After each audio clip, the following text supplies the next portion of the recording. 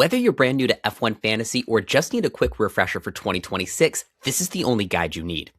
In this video, you're going to learn how to build your team, how scoring actually works, and how the 6 power-up chips give you special abilities throughout the season. And stick around until the end, because I'll share 3 simple tips that instantly put you ahead of most players, even if you're starting from scratch. F1 Fantasy is the official free-to-play fantasy game from Formula 1. You build a team of real F1 drivers and teams, and score points based on how they perform during race weekends. Players can either compete in full season leagues, or join mini-leagues hosted by your favorite F1 team that run for just a few races. The winners get some really amazing prizes, including race tickets, signed merch, F1 vouchers, and last season they even gave away a race suit. Some people play it casually, and others play it like a season-long strategy game. But the best part is, you can still compete no matter how serious you choose to be. Getting started is simple. You can play at fantasy.formula1.com or on the official F1 app by pressing the fantasy icon. Each F1.com account can create up to 3 teams, and all of them are eligible for prizes. But don't overthink it. You only need 1 team to start, and then the extra teams just let you test different strategies once you're comfortable and want more chances to win. Once you register, you'll need to pick a team name. Have some fun with it, and if you need inspiration, we have a list of over 100 of our favorite fantasy team names. My favorite for this year is Baby Got Baku. Now let's build your first lineup.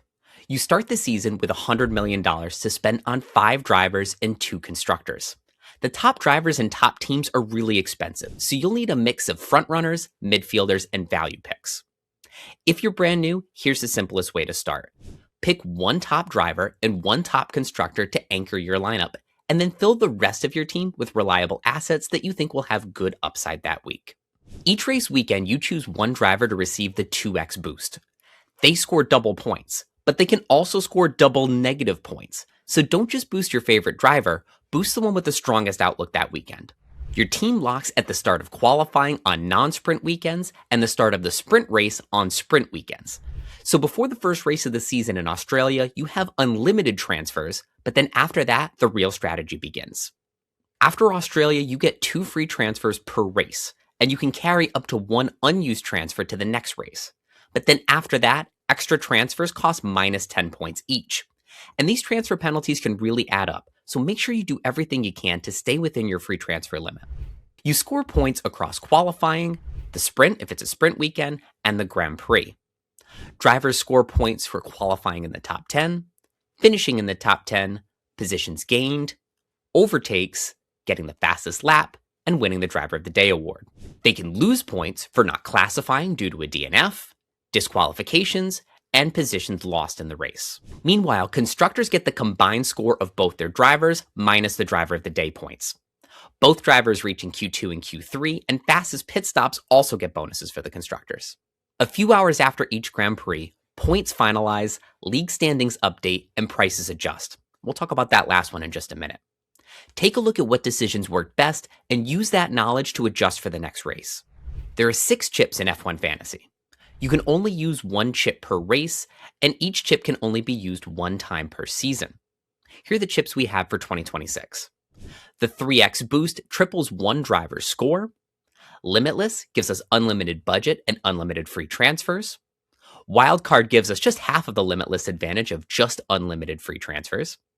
Autopilot automatically assigns the 2x boost to your highest scoring driver.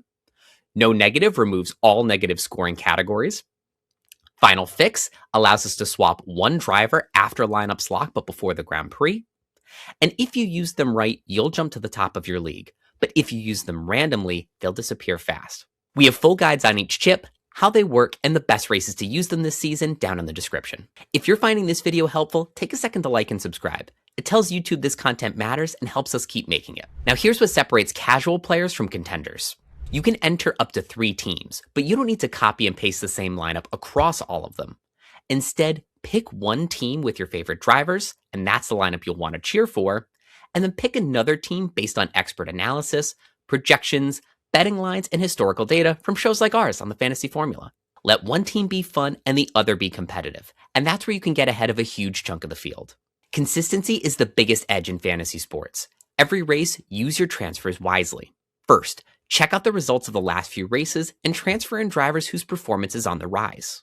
Next, if a team brings major upgrades and suddenly looks quick in free practice, you could be an early adopter and find a great bargain pick. Third, some drivers thrive in wet conditions. Some excel on street circuits, and some struggle during qualifying but gain positions in the Grand Prix and score lots of fantasy points. Take advantage of these one-week warriors. If you show up every weekend, those gains will compound throughout the year and send you to the top of your league's leaderboard. This is the one most beginners miss. Driver and constructor prices change after every race based on their last 3 results.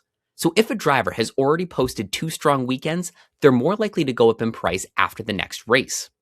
If that driver is in your lineup when they go up in price, your cost cap grows beyond the $100 million you started the season with.